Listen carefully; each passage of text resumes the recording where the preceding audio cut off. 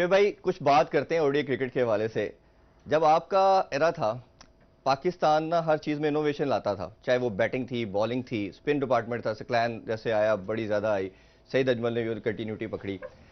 हुआ क्या कि ये 2010-11 के बाद, ख़ास तौर पे 2010-11 के बाद, 2011 के वर्ल्ड कप के बाद ऑस्ट्रेलिया, न्यूजीलैंड, इंग्लैंड और इंडिया, इन्होंने अपनी क्रिकेट को थोड़ा सा दूसरे लेवल पे ले गए, गियर शिफ्ट किया और ये इन्होंने गेम स्टार्ट कर दी। 325 350 की गेम स्टार्ट कर दी।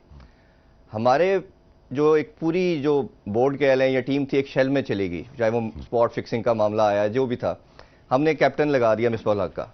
हम यूई के अंदर टेस्ट में तो बड़ी अच्छी परफॉर्मेंसेस रही, हम 1-2 दिन के लिए नंबर 1 भी बन गए। ओडीआई के अंदर हमारा बेड़ा गर्क होना शुरू हो गया। पाकिस्तान करता था maximum score 240 250, highest score 90% Misbah हक का होता था, 60-70, और स्ट्राइक रेट बहुत बुरा होता था। और सईद अजमल का या उमर गुल का या किसी का बहुत आउटस्टैंडिंग स्पेल अगर हो गया, पाकिस्तान मैच जीत जाता था। 40% पाकिस्तान मैचेस जीतता था, 60% एवरेज हारता था। और जो एक अप्रोच थी एग्रेसिव, वो ख़त्म होना शुरू हो गई। 2017 के अंदर सरफराज और मिकी आर्थर का थोड़ा सा हमें एक नज़र आया कि थोड़ी पाकिस्तानी टीम इवॉल्व हो रही है, इनोवेशन आनी शुरू की। हमने चैंपियन ट्रॉफी जीती, 2 साल T20 में हम नंबर 1 भी रहे।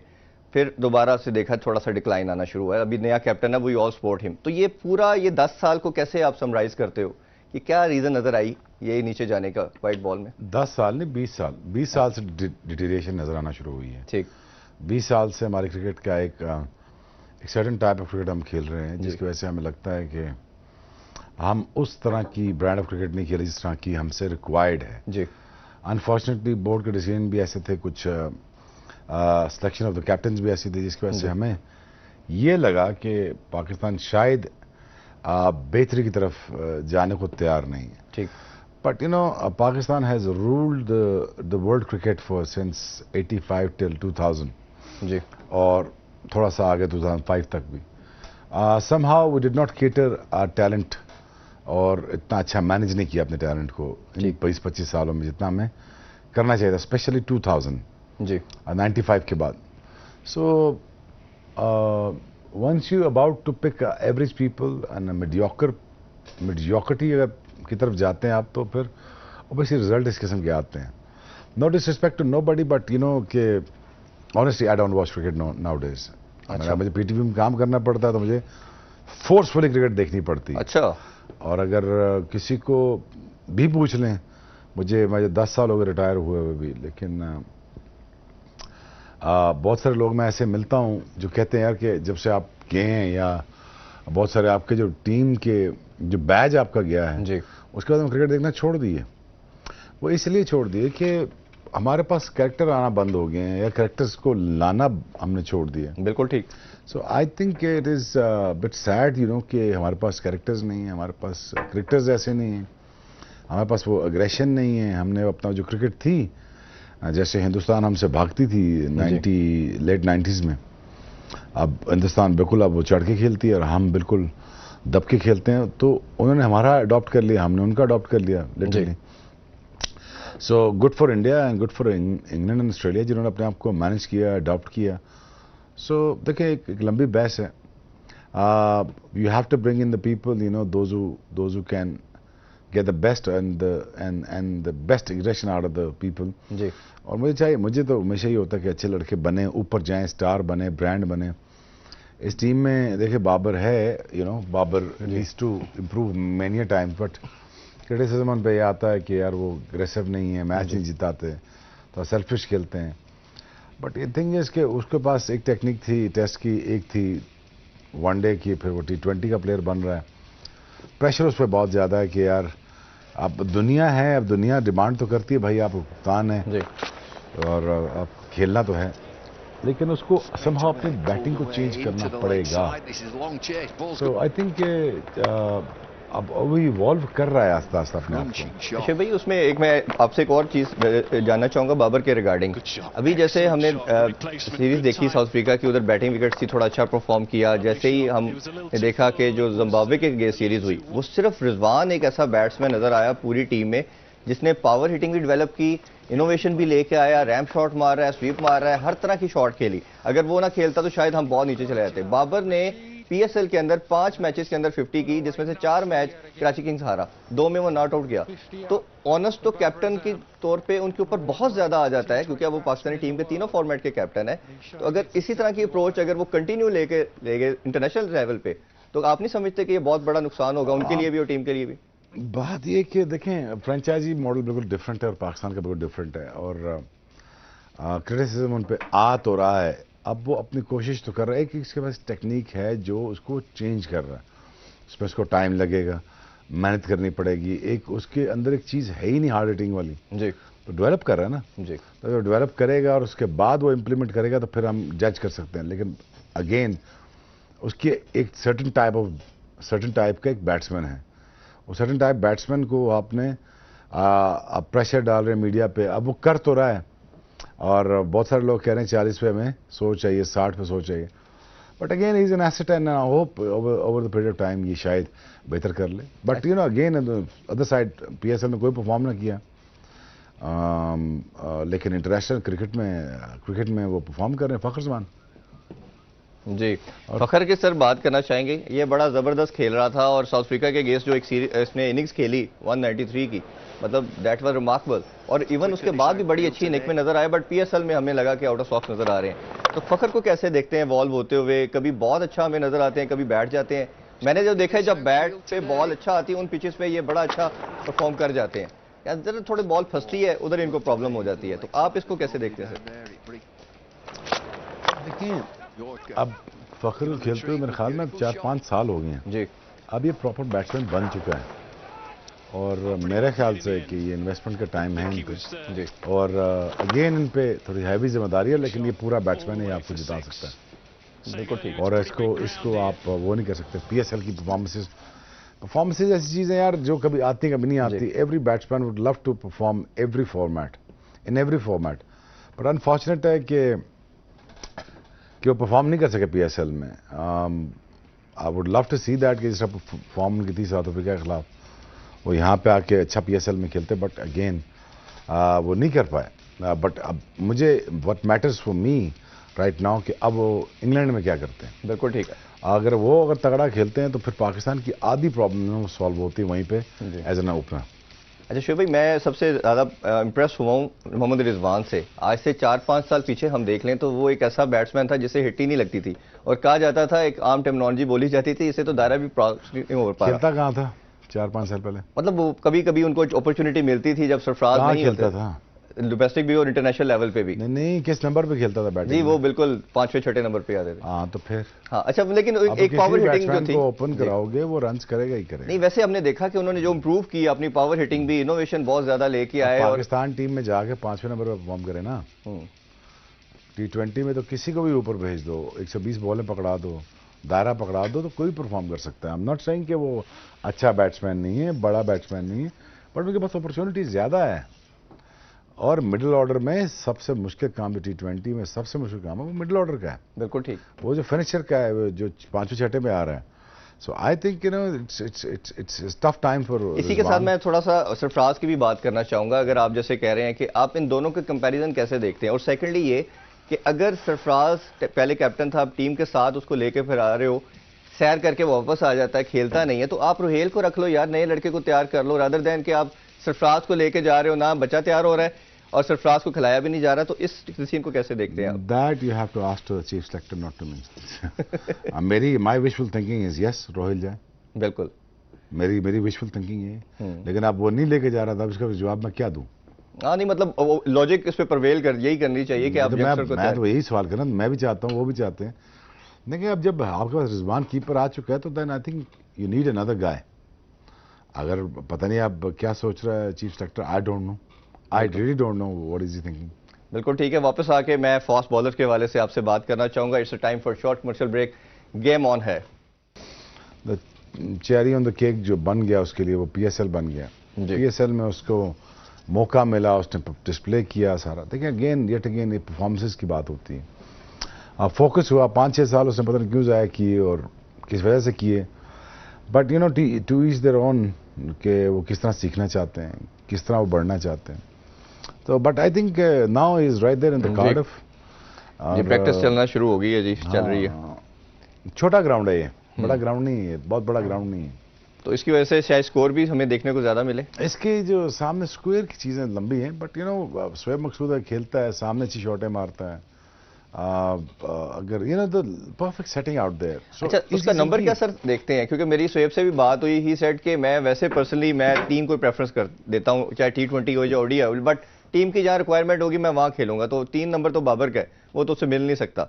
तो आपको क्या लगता है कि प्रेफरेंसेस पे नहीं जाके आप खेल सकते, या आप अपनी मर्जी से नहीं पाकिस्तान टीम में खेल सकते जी।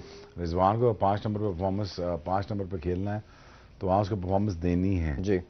ये नहीं कह सकते मैं वहाँ पे ओपन करता तो यहाँ कोई पिक एंड चूज नहीं हो रहा, यहाँ पे आपको डिलीवर करना पड़ना, because you paid to play for Pakistan and plus it's your national duty जी। और इस नेशनल ड्यूटी में आप ये नहीं कह सकते कि मेरे ये नंबर और मैं यहाँ खेलना चाहता हूँ। सो आई थिंक कि मुझे अच्छा लगेगा कि शोएब आज खेले जी, परफॉर्म करे। हैदर अली बच्चा है अभी, थोड़ा ब्रीच हो गया उससे, but it's a costly lesson, it's a costly lesson for him and I think he learns from it and आगे चल के ना करे गलतियां सबसे हो जाती हैं, but those who analyse it properly, those are the one who become the best thing in the world.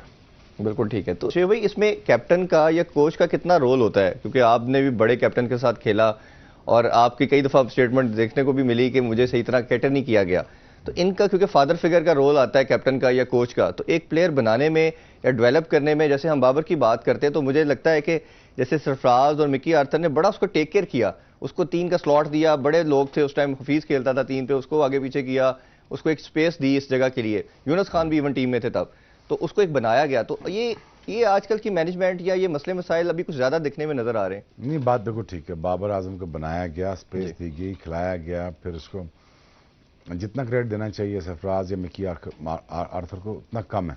जी सही बात। और इसमें कोई दो राय नहीं है, बिल्कुल नहीं है कि बाबर आजम पे इन्वेस्ट किया गया इवन बिफोर दैट, जी, एकेडमी से लेके यहाँ तक ऐसा ही है। और आज वो प्रोडक्ट बन के सामने निकला। But you know again captain जो होता है वो फादर फिगर का भी काम करता है और प्लस आपको प्लेयर और स्टार बनाने में मदद करता है। जी। तो अनफॉर्चुनेटली यू नो कि विद मी अदर स्टोरी, तो मेरे कप्तान ही मेरे मुखालिफ रहते थे, तो मुझे खुद ही अकेले सब कुछ करना पड़ता था। सही है। अच्छा, थोड़ी सी फास्ट बॉलिंग की तरफ मैं आना चाहूँगा। अभी हमने देखा है कि रीसेंट पास के अंदर सिर्फ हसन अली मुझे एक ऐसा बॉलर नज़र आ रहा है जिसके अंदर एक ऐसा स्पार्क है कि जो एक हम जिसे कह सकते हैं कि सुपरस्टार है फास्ट बॉलिंग के अंदर।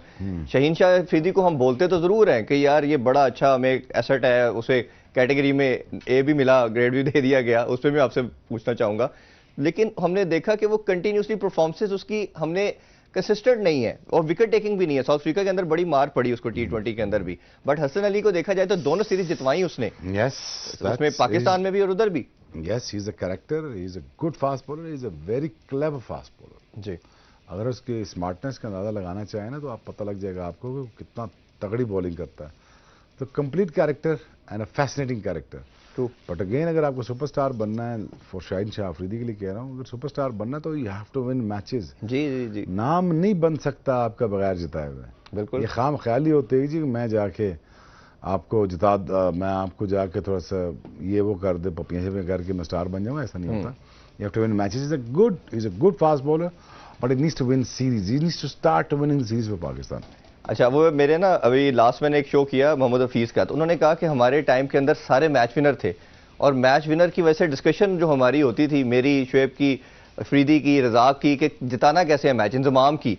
कहते अब वो मैं अभी जो करंट टीम के साथ मैं जब ड्रेसिंग रूम में बैठा होता हूँ तो उसमें बात क्या होती है, तुमने पुशअप कितने लगाए हैं, तेरा योयो कितना आया है। कहते जब ये स्टेट ऑफ माइंड के साथ हम क्रिकेट खेलेंगे तो उसका रिजल्ट आपके सामने है। तो आपका टेक सर इस पर क्या है? देखें, हमारे दो क्रिकेट टफ थी, रगड़ थी, ऑनरशिप लेते थे फील्ड की, मैचेस की, और हम चाहते थे कि यार हमारा नाम बने और हम डरते नहीं थे सिचुएशन से। सो आई थिंक थोड़ा सा प्रायोरिटीज़ और आई थिंक सिस्टम इतने चेंज हो गए हैं कि मेरी समझ से बाहर है, क्योंकि मैं आपको खुद कह रहा हूँ कि मैं पाकिस्तान क्रिकेट नहीं देखता, अगर मुझे मजबूरन देखना ये मेरे वैसे सुन के मेरे लिए शॉकिंग चीज़ है कि आप जैसा बंदा जो लेजेंड है वो नहीं देख रहा, तो फिर आम पब्लिक क्या देखेगी? आम पब्लिक क्या देखेगी? बिल्कुल बात सच है, ये बात सच है, आम पब्लिक भी नहीं देखती क्योंकि उनको कोई ऐसा स्टार देखने को मिलते ही नहीं। और ना ही बोर्ड कोई आपको ऐसा स्टार बनने देता है। वो आपको एवरेज कैप्टन ला के बना देंगे, एवरेज कप्तान खड़ा कर देंगे, एवरेज बैट्समैन ले आएंगे, एवरेज बॉलर ले आएंगे। तो इस स्टार कहाँ से बनना और फॉलोइंग कहाँ से है, टीवी राइट्स कैसे मिलने और स्पॉन्सरशिप किसने देनी है। तो बट एनी ये एक सैड सिनेरियो है जिसकी वजह से पाकिस्तान में स्टार नहीं रहे। हसन अली के अलावा मुझे कोई सुपरस्टार नजर नहीं आता। बिल्कुल ऐसे ही। अच्छा कैप्टन, मेरा मानना ये है कि ऐसा होता है जिसको ऑटोमेटिकली उसकी फॉलोइंग हो। तो मैं थोड़ा सा आपका शोएब भाई पहले टॉस की तरफ चलते हैं, पहले वो देख लें, फिर उसके बाद फर्दर डिस्कशन आगे बढ़ाते हैं।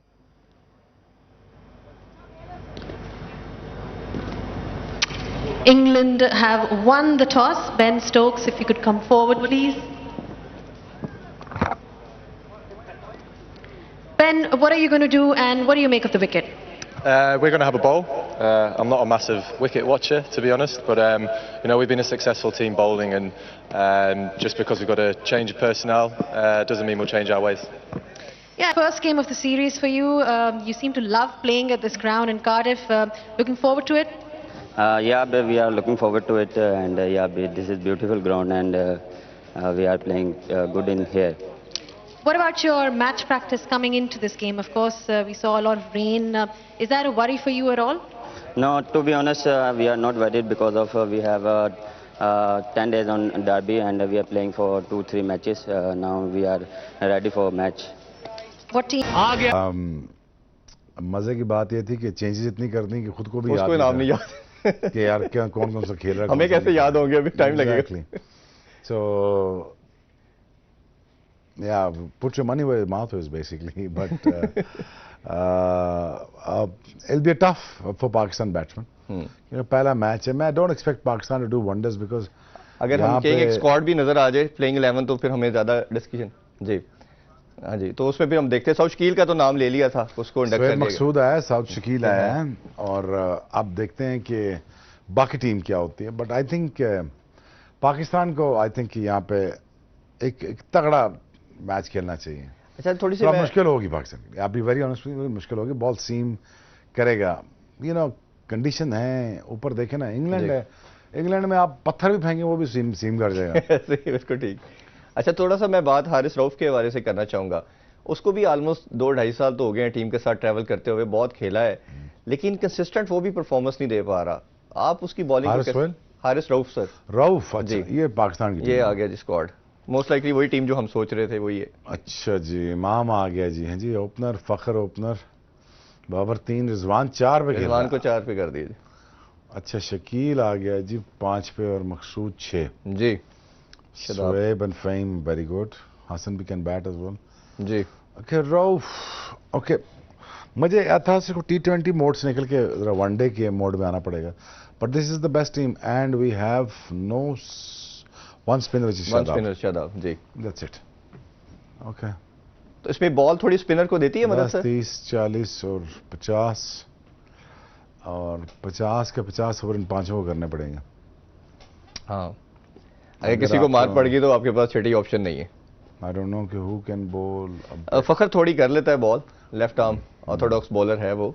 शोएब भी ऑफ ब्रेक कर लेता है, बट नॉर्मली हमने लास्ट 2 ईयर से रिसेंट पास में उनको नहीं देखा बॉलिंग करते हुए। बट यू नो अगर पाकिस्तान थोड़ा ये जीत जाता टॉस तो थोड़ा आइडिया होता पाकिस्तान को, क्योंकि पहला 1 आधा घंटा थोड़ा मुश्किल होता है, बहुत मुश्किल होता है। बिल्कुल ठीक है, ये उनका स्क्वाड भी आ गया जी।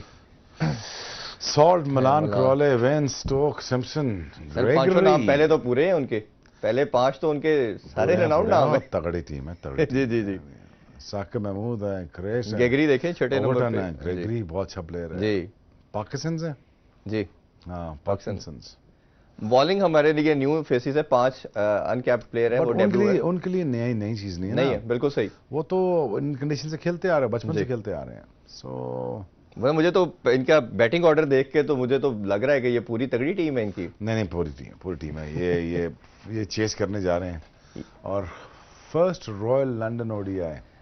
ओके अच्छा शोएब भाई, जो इन्होंने इयन मॉर्गन की स्टेटमेंट की दोबारा बात करना चाहूँगा, इसी रीज़न की वजह से उन्होंने जेफरा आर्चर और जो था बेन स्टोक और जो कीपर है इनके बटलर, इनको पहले ही उन्होंने अनाउंस नहीं किया था, स्क्वाड में नहीं रखा था कि जी हमारे लिए ये जो सेकंड मेंबर्स भी हैं ये भी काफ़ी हैं और बड़ा इजीली हम थ्रू कर देंगे। तो ये इनका जो बेंच स्ट्रेंथ हमने देखी है इंग्लैंड की लास्ट 4-5 ईयर से, और जिस मोड में चले गए आप ये क्रिकेट खेल रहे हुए, वर्ल्ड चैंपियन भी बने, ये कैसे देखते हैं सिस्टम इंग्लैंड वाले? इंग्लैंड के पीछे एक पूरी लंबी 10 साल की हिस्ट्री है, एंडी फ्लावर से लेके टीम मैनेजमेंट तक एक लंबी हिस्ट्री है। और मैं समझता हूँ कि एक पूरी प्लानिंग के साथ उन्होंने अपनी क्रिकेट को चेंज किया। अब यही बेन स्टोक था जिसको 6 छक्के पड़ गए थे, मतलब 4 या 5 छक्के, हाँ जी 4 छक्के पड़ गए थे। और उसने रिडेम्पशन कैसे की? उसने रिडेम्पशन T20 से फिर वर्ल्ड कप जिताया, एक तरफ हरवाया एक तरफ जितवाया उसने। सो पता नहीं, for that matter you know he played really well. जी जी मैं तो चाहता था न्यूजीलैंड ये जीते वर्ल्ड कप, न्यूजीलैंड का हक बनता था जी। लेकिन but I think what a transformation of this guy Ben Stoke. True. He was a bit of a rough guy, but you know he came out to be one of the nicest guy. True. And a great, good all-rounder and a great all-rounder at the same time. What a contribution towards cricket जी from him कि मुझे लगता है कि यार इसकी वजह आने की वजह से हमें बहुत फायदा हुआ। बट यू नो ट्रांसफॉर्मेशन लोग प्लानिंग करते हैं 10-10 साल की, 20-20 साल की। ठीक बात। हम प्लानिंग करते हैं अगला वर्ल्ड कप चेंज हो हम आए। अच्छा शोएब भाई, थोड़ी मैं कोचिंग की बात करना चाहूँगा। आपने एंडी फ्लावर का नाम लिया। अनफॉर्चुनेटली पाकिस्तान को अच्छे कोचेस नहीं मिले, जब मिले तो उसको फिर 2-3 साल के बाद हटा दिया जाता है। जैसे मिकी आर्थर, मुझे लगता है कि उसने बड़ी अच्छी एक टीम डेवलप करके देख ली थी, एक आधी प्लेयर की चेंजिंग होती थी, बड़ी आपकी ऑर्गेनाइज टीम थी। क्रिकेट कमेटी आती है, मिसबा उसी का पार्ट होते हैं, मिसबा ही उनको एडवाइस देते हैं इनको हटा दें, खुद कोच लग जाते हैं जिनका पहले कोचिंग का कोई एक्सपीरियंस नहीं था। और अब वो आपके देख रहे हैं कोचिंग, अब जाके उन्होंने लेवल 2 किया है। एक तो उनकी कोचिंग का बताइए, और क्या पाकिस्तान के पास इसी तरह का एंडी फ्लावर या गैरी क्रिस्टन या जस्टिन लैंगर जैसा कोच नहीं होना चाहिए जो अग्रेसिव स्टेट ऑफ माइंड के साथ हो, इन लड़कों को लड़ाए ग्राउंड के अंदर, ना कि टिमिड अप्रोच रखे कि भाई तुमने हाईएस्ट स्कोरर बनना है और तुमने बस ना 50 रन नहीं देने, 40 देने हैं, इतनी कोशिश करो। Again you asking a wrong question to the wrong guy. Sir आपका एक्सपीरियंस नहीं, आप ऐसा बंदा होना चाहिए, ये तो आप बता सकते हैं ना शोएब भाई। मेरे जैसा होना चाहिए, और बताओ। अच्छा ये कह रहा हूँ ना, ऐसी इंटेंट वाला। ठीक है, ऐसे होना चाहिए। हाँ, तो उसका कितना लॉस हो रहा है क्रिकेट को अगर इसी आप टिमिड अप्रोच के साथ अगर कोचिंग होती है तो? बट वो आपके सामने नहीं यार, तुम्हारे सवालों में जवाब है, मैं क्या करूं। मैं अब इस पे तो हमने 2000 प्रोग्राम कर दिए हैं, अब इस पे क्या करें। मेरा काम तो सिर्फ देखे ना बताना था कि ऐसे एग्रेसिवली आपको खेलना चाहिए, बट अनफॉर्चुनेटली पाकिस्तान को एक्सेप्ट नहीं हुआ। ऐसा ही। अच्छा थोड़ा मैं इमाद वसीम के हवाले से भी बात करना चाहूँगा। लास्ट भी बड़ी 2-3 मंथ से ये बात होती रही।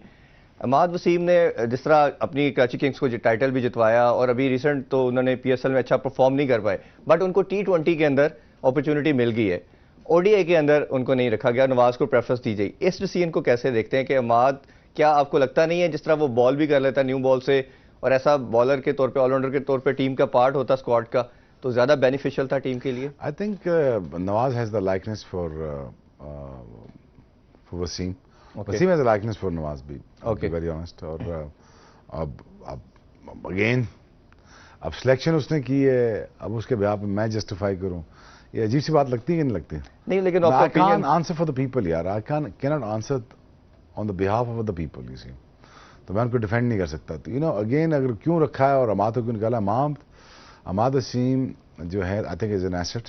I think he'll make a comeback, he'll play for Pakistan cricket for longest period of time. But you know, there are little tweaking needs to be done with Ahmad Wasim too. So I'm sure he'll be back. जी इंशाल्लाह। अभी एक break का time हुआ जाता है, game on है।